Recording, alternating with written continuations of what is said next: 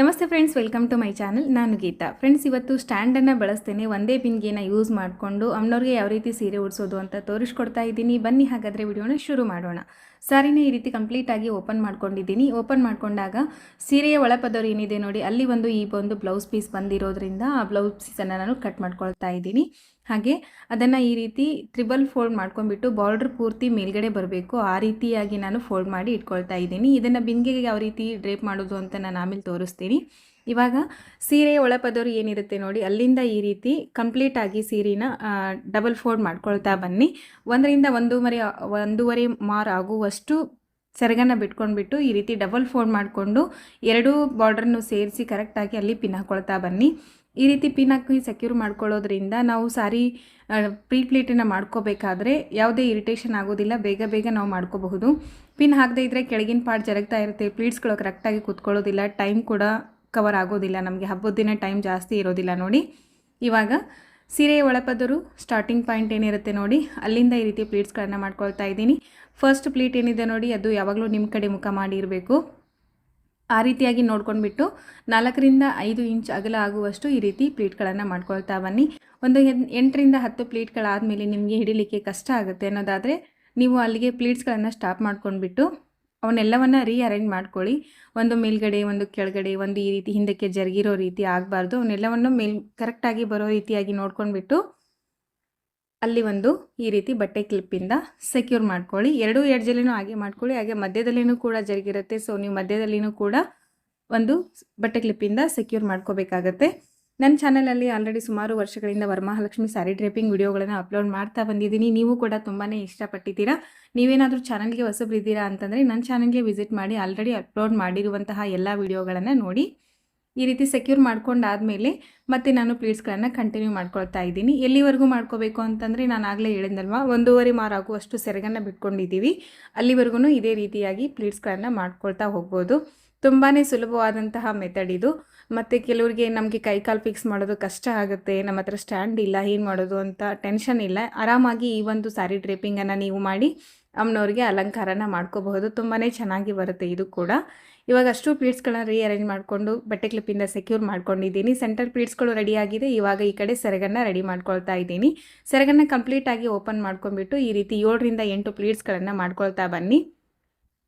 ಪ್ಲೀಟ್ಸ್ಗಳನ್ನೆಲ್ಲ ಮಾಡ್ಕೊಂಡಾದಮೇಲೆ ಅಲ್ಲಿನೂ ಕೂಡ ಅಷ್ಟೇ ಒಂದು ಸೇಫ್ಟಿ ಪಿನ್ನಿಂದ ಈ ರೀತಿ ಸೆಕ್ಯೂರ್ ಮಾಡ್ಕೊಳ್ಳಿ. 2 ಮೊಳ ಆಗುವಷ್ಟು ಆದರೆ ನಮಗೆ ಇಲ್ಲಿ ಸಾಕಾಗುತ್ತೆ ಸೆರಗು ನೋಡಿ. ಈ ರೀತಿ ಸೆರಗನ್ನು ಮಾಡ್ಕೊಂಡಾದಮೇಲೆ ಸೆಂಟರ್ ಪ್ಲೀಟ್ಸ್ಗಳನ್ನು ಈ ರೀತಿ ಇಟ್ಕೊಂಡ್ಬಿಟ್ಟು ಅದ್ರ ಮೇಲ್ಗಡೆ ಸೆರಗು ಪಾರ್ಟನ್ನು ಇಟ್ಟು ಉಳಿದ ಈ ರೀತಿ ರಫ್ ಪಾರ್ಟ್ ಏನಿದೆ ನೋಡಿ ಅದನ್ನು ಅದ್ರ ಮೇಲೆ ಇಟ್ಕೊಂಡು ಈ ರೀತಿ ಪ್ಲೀಟನ್ನು ಮಾಡ್ಕೊಳ್ಳಿ. ಈ ಕಡೆ ಒಂದು ದೊಡ್ಡದಾಗಿ ಒಂದು ಮಣೆನ ಇಟ್ಕೊಂಡಿದ್ದೀನಿ. ಮಣೆ ಮೇಲೆ ನೀವು ರಂಗೋಲಿ ಹಾಕೋಬೋದು. ಅರಿಶಿನ ಕುಂಕುಮ ಹಾಕ್ಕೊಂಡ್ಬಿಟ್ಟು ಈ ಒಂದು ಡಬ್ಬನ ಇಟ್ಕೊಳ್ತಾ ಇದ್ದೀನಿ. ಇದರಲ್ಲಿ ಅರ್ಧಕ್ಕೆ ಬರೋ ರೀತಿ ನಾನು ಅಕ್ಕಿಯನ್ನು ಹಾಕ್ಕೊಂಡಿದ್ದೀನಿ. ಮೇಲ್ಗಡೆ ಬಿಂದಿಗೆಗೆ ನಾವು ನೀರು ಹಾಕ್ಕೊಳ್ತೀವಲ್ವ, ಸೊ ಈ ಬಿಂದಿಗೆಗೆ ನಾನು ಅಕ್ಕಿಯನ್ನು ಹಾಕ್ಕೊಂಡಿದ್ದೀನಿ. ಸೆಂಟ್ರಲ್ ಪ್ಲೀಟ್ಸ್ಗಳನ್ನು ಮಾಡ್ಕೊಂಡಿರ್ತೀವಲ್ವ, ಅದನ್ನು ಅದರೊಳಗಡೆ ಸೇರಿಸ್ಕೊಂಡ್ಬಿಟ್ಟು ಹಾಕಿರುವಂತಹ ಬಟ್ಟೆ ಕ್ಲಿಪ್ಗಳನ್ನೆಲ್ಲ ಓಪನ್ ಮಾಡಿಕೊಂಡು ಈ ರೀತಿ ಕೈಯಲ್ಲಿನೇ ಸ್ವಲ್ಪ ಪ್ಲೀಟ್ಸ್ಗಳನ್ನು ಸ್ವಲ್ಪ ಜರುಗಿಸ್ಕೊಳ್ಳಿ. ಒಂದಿಂದ ಇನ್ನೊಂದು ಪ್ಲೇಟ್ಗೆ ಅರ್ಧ ಇಂಚು ಬಿಡ್ತಿರುವಷ್ಟು ಆ ರೀತಿಯಾಗಿ ನೋಡ್ಕೊಂಡ್ಬಿಟ್ಟು ಕೈಯಲ್ಲಿನೇ ಸ್ವಲ್ಪ ಪ್ಲೀಟ್ಸ್ಗಳನ್ನು ಜರುಗಿಸ್ಕೊಂಡು ಈ ರೀತಿ ನಿಮ್ಗೆ ಎಷ್ಟು ಹೈಟ್ ಬೇಕೋ ನೋಡು ಅಷ್ಟು ಹೈಟ್ ಬಿಟ್ಕೊಂಡು ಉಳಿದ ಪಾರ್ಟನ್ನು ಡಬ್ಬದೊಳಗಡೆ ಸೇರಿಸ್ಕೊಳ್ಳಿ. ಇವಾಗ ಅಷ್ಟು ಮಾಡ್ಕೊಂಡಿರುವಂತಹ ಪ್ಲೀಟ್ಸ್ ಏನಿದೆ ನೋಡಿ ಅದನ್ನೆಲ್ಲನೂ ಕೂಡ ಸೇಮ್ ವಿಡ್ತಲ್ಲಿ ಬರೋ ಹಾಗೆ ಪೂರ್ತಿ ಡಬ್ಬಕ್ಕೆ ರೌಂಡ್ ಶೇಪ್ನಲ್ಲಿ ಬರೋ ಹಾಗೆ ಪ್ಲೀಟ್ಸ್ಗಳನ್ನು ರೀಅರೇಂಜ್ ಮಾಡ್ಕೊಳ್ಳಿ. ಎರಡೂ ಕಡೆಯೂ ಕೂಡ ಅದೇ ರೀತಿಯಾಗಿ ಬರಬೇಕು. ಪೂರ್ತಿ ಡಬ್ಬದಕ್ಕೆ ಏನಿದೆ ನೋಡಿ ರೌಂಡ್ ಶೇಪ್ನಲ್ಲಿ ಬರಬೇಕು. ಅಂದಾಗ ಅದು ಸ್ವಲ್ಪ ಫಿನಿಶಿಂಗು ಚೆನ್ನಾಗಿ ಕಾಣಿಸುತ್ತೆ. ಈ ರೀತಿ ಕಷ್ಟ ಆಗುತ್ತೆ ಅನ್ನೋದಾದರೆ ಸ್ವಲ್ಪ ನೀವು ಒಂದು ಸಲ ಹಬ್ಬ ಮುಂದಿದ್ದಾಗ ನೀವು ಬೇಕಿದ್ದರೆ ಪ್ರಾಕ್ಟೀಸ್ ಮಾಡ್ಕೋಬಹುದು. ಈ ಒಂದು ಸೀರೆ ಹೊಸದಾಗಿದೆ, ಅದೇ ಮೊದಲೇ ಫೋಲ್ಡ್ ಕುಂತಿರೋದ್ರಿಂದ ಸ್ವಲ್ಪ ನೀಟ್ನೆಸ್ ಬರ್ತಾ ಇಲ್ಲ, ಸೊ ಹಾಗಾಗಿ ಸ್ವಲ್ಪ ರ್ಯಾಂಡಮ್ ಆಗಿ ಕಾಣಿಸ್ತಾ ಇದೆ ನೋಡಿ. ಇವಾಗ ಪ್ಲೀಟ್ಸ್ಗಳನ್ನೆಲ್ಲ ಈ ರೀತಿಯಾಗಿ ಜೋಡಿಸ್ಕೊಂಡಿದ್ದೀನಿ. ಫುಲ್ ರೌಂಡ್ ಶೇಪ್ನಲ್ಲಿ ಬಂದಿದೆ. ಸೇಮ್ ವಿಡ್ತಲ್ಲಿ ಈ ರೀತಿಯಾಗಿ ಪ್ಲೀಟ್ಸ್ಗಳನ್ನು ಜೋಡಿಸ್ಕೊಂಡಾದಮೇಲೆ ಒಂದು ತಟ್ಟೆಯಲ್ಲಿ ಇದಕ್ಕೆ ಅಕ್ಕಿ ಹಾಕ್ಕೊಂಡು ಈ ಡಬ್ಬದ ಮೇಲ್ಗಡೆ ಈ ರೀತಿಯಾಗಿ ಇಟ್ಕೊಳ್ಳಿ. ಅದ್ರ ಮೇಲ್ಗಡೆ ನಾನು ಒಂದು ಬಿಂದಿಗೆಗೆ ಕೋಲನ್ನು ಕಟ್ಕೊಂಡ್ಬಿಟ್ಟು ಬಿಂದಿಗೆಗೆ ನೀರು ಹಾಕ್ಕೊಂಡ್ಬಿಟ್ಟು ಈ ರೀತಿಯಾಗಿ ಇಟ್ಕೊಂಡಿದ್ದೀನಿ. ಬ್ಲೌಸ್ ಪೀಸನ್ನು ಫೋಲ್ಡ್ ಮಾಡ್ಕೊಂಡಿದ್ವಿ ಅಲ್ವಾ, ಅದನ್ನು ಈ ರೀತಿಯಾಗಿ ಆ ಒಂದು ಬಿಂದಿಗೆಗೆ ಮುಂದಿಂದ ತೊಗೊಂಡ್ಬಿಟ್ಟು ಹಿಂದ್ಗಡೆ ಕವರ್ ಮಾಡ್ಕೊಳ್ಳಿ. ಮೇಲ್ಗಡೆ ಮತ್ತು ಕೆಳಗಡೆ ಬಟ್ಟೆ ಕ್ಲಿಪ್ಪಿನಿಂದ ಅದನ್ನು ಅಥವಾ ಸೇಫ್ಟಿ ಪಿನ್ನಿಂದ ಅದನ್ನು ಸೆಕ್ಯೂರ್ ಮಾಡ್ಕೊಳ್ಳಿ ನೋಡಿ. ಬ್ಲೌಸ್ ಪೀಸ್ ಡ್ರೇಪ್ ಮಾಡಿದಾಗ ಈ ರೀತಿ ಕಾಣಿಸುತ್ತೆ. ಮೇಲ್ಗಡೆ ಸ್ವಲ್ಪ ಉಬ್ಬಿರೋ ರೀತಿ ಕಾಣಿಸುತ್ತೆ, ಸೊ ಅಲ್ಲಿ ಒಂದು ಚಿಕ್ಕದಾಗಿ ಒಂದು ಫೋಲ್ಡ್ ಮಾಡ್ಕೊಂಡ್ಬಿಟ್ಟು ಒಂದು ಪಿನ್ನನ್ನು ಹಾಕ್ಕೊಳ್ಳಿ. ಎರಡೂ ಕಡೆನೂ ಅದೇ ರೀತಿ ಮಾಡ್ಕೊಳ್ಳಿ, ಅಂದರೆ ಉಬ್ಬಿರೋ ರೀತಿ ಕಾಣಿಸಲ್ಲ. ನಾವು ಆಮೇಲೆ ಸೆರಗನ್ನು ಹಾಕ್ಕೊಂಡಾಗ ದಪ್ಪ ದಪ್ಪ ಕಾಣಿಸಲ್ಲ, ಸ್ವಲ್ಪ ನೀಟಾಗಿ ಫ್ಲ್ಯಾಟಾಗಿ ಕಾಣಿಸುತ್ತೆ ನೋಡಿ. ಈ ರೀತಿ ಎರಡೂ ಕಡೆ ಪಿನ್ನನ್ನು ಹಾಕ್ಕೊಂಡಾದಮೇಲೆ ಸೆರಗನ್ನು ಹಾಕ್ಕೊಳ್ತಾ ಇದ್ದೀನಿ. ಸೆರಗನ್ನು ಮೊದಲು ಮುಂದ್ಗಡೆಯಿಂದ ಈ ರೀತಿ ತೊಗೊಂಡ್ಬಿಟ್ಟು ಹಿಂದ್ಗಡೆ ಹಾಕ್ಕೊಳ್ಳಿ.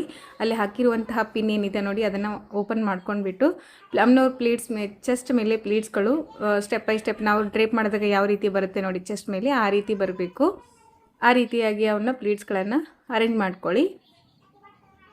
2 ರಿಂದ 2.5 ಮೊಳ ಆದರೆ ಸಾಕಾಗುತ್ತೆ ನಮಗಿಲ್ಲಿ, ಜಾಸ್ತಿ ಉದ್ದ ಏನೂ ಬೇಡ ಸೆರಗು ನೋಡಿ. ಇವಾಗ ಈ ರೀತಿ ಸೆರಗನ್ನು ಹಾಕ್ಕೊಂಡಿದ್ದೀನಿ, ಪ್ಲೀಟ್ಸ್ಗಳನ್ನು ಈ ರೀತಿ ಅರೇಂಜ್ ಮಾಡ್ಕೊಂಡಿದ್ದೀನಿ.